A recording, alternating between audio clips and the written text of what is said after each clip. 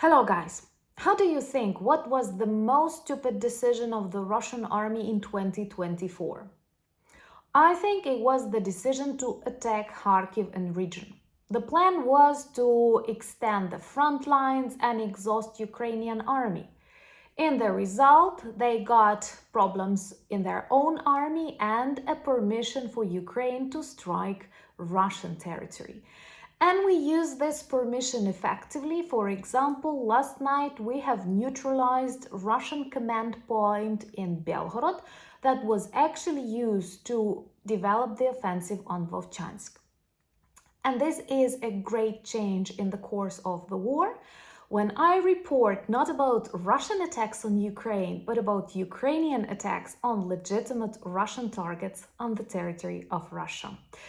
And also, we neutralized a number of Russian surface-to-air missile systems, S-300 and S-400, on the territory of the temporarily, and here I stress very temporarily, occupied Crimea. So let me tell you more about this really good news from an ordinary Ukrainian perspective. My name is Anna and I vlog daily from Ukraine since the start of the brutal Russian invasion. So if you're new to the channel, you support Ukraine, please subscribe and help us fight against Russian propaganda and fake news. And my longtime friends, check your subscription status and hit notification button. Well, honestly, this is a great change and I'm really glad that instead of reporting about Russian attacks on Ukraine, I can report about Ukrainian attacks on the Russian territory. And in the result of such attack, today, a huge Russian command point in the village Shebekino in Belgorod region, Russia, was destroyed. Many of Russian officers went missing, but most importantly, they will not be able to develop more of offensive operation on Kharkiv region. Actually, they were using this command point to attack Vovchansk, but not anymore. This is also a very powerful message to the Kremlin and the people of Russia, who were so supportive of war. They wanted this war, so now they will get it to the fullest. Because this is the universal truth, war always returns back home where it belongs, and Russian war definitely belongs to Russia. And in this Shebekino village, which is really close to Ukrainian front line, but on the Russian side in Belgorod, there was a point of dislocation of 6 Russian army.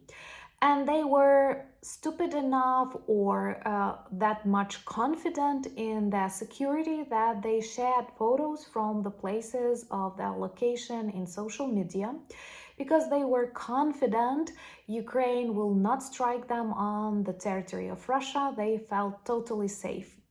This is actually extremely cowardly, extremely ugly how Russian army operated during these months and years.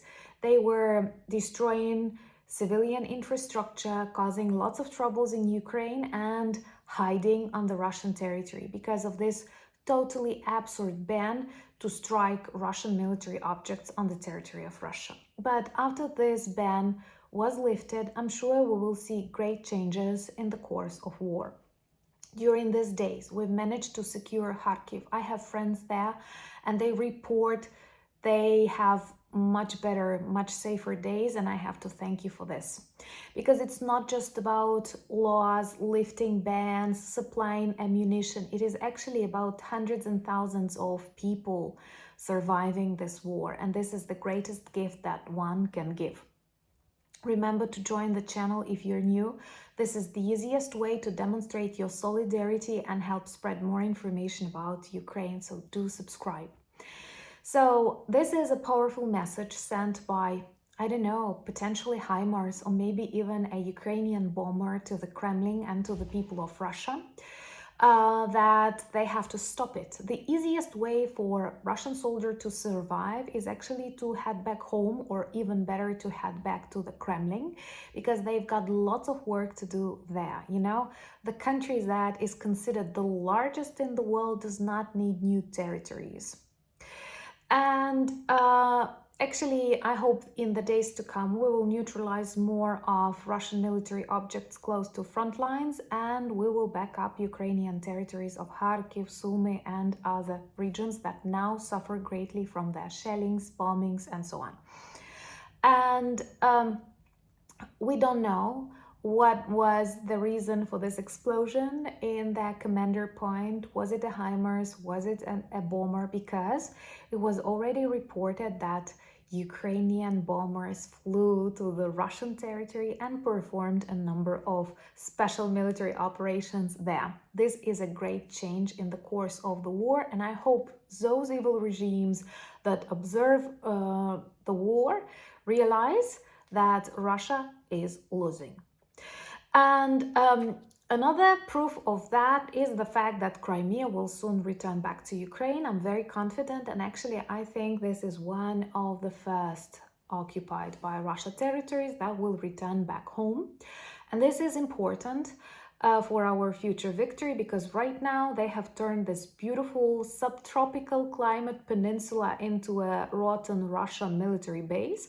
But with each day, it is closer and closer to the return back to Ukraine. For example, last night, ATACMS targeted Russian surface-to-air missile systems. One S-400 near Dzhankoi was destroyed, and two S-300 near Chornomorske and Yevpatoriia. They are expensive, they consist of lots of vehicles and lots of missile-carrying systems. Russians were using not only to defend their ammunition, their troops on the territory of the peninsula, but also to target Ukraine. Actually, air defense systems are not good for that. They are not precise, but Russians, they don't need, they only want to destroy the more they can. They don't care about targeting correctly the objects. Contrary to Ukraine, they simply want to cause chaos and tragedies.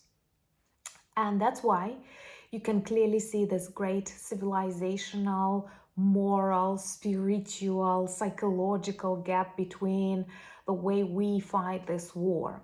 Once again, Ukraine that was attacked, that has all the rights to be angry, acts correctly, respecting the laws of war. They do exist. And Russia does everything to destroy more of Ukraine, and in reality destroys itself.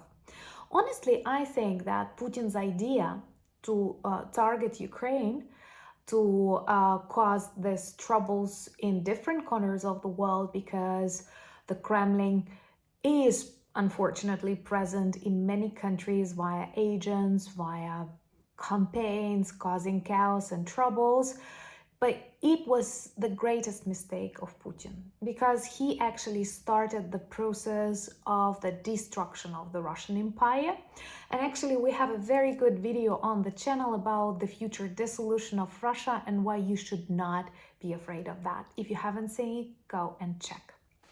But most importantly, we have to remember, we live in times of tremendous changes in the course of this war.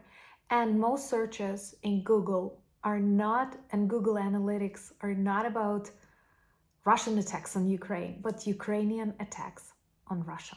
This is trends, and this is justice. Once again, I assure you, Ukrainians are humane. We respect the laws of war and the rules set by our allies. So we will destroy only legitimate military targets inside Russia, but this will change a lot. Remember to join the channel if you're new. Join me also on Instagram, X, Threads and Discord. I'm active there, and we have a beautiful merch shop that works well with its products that help start conversations and remind about Ukraine. All the links that you need are in the description of this video.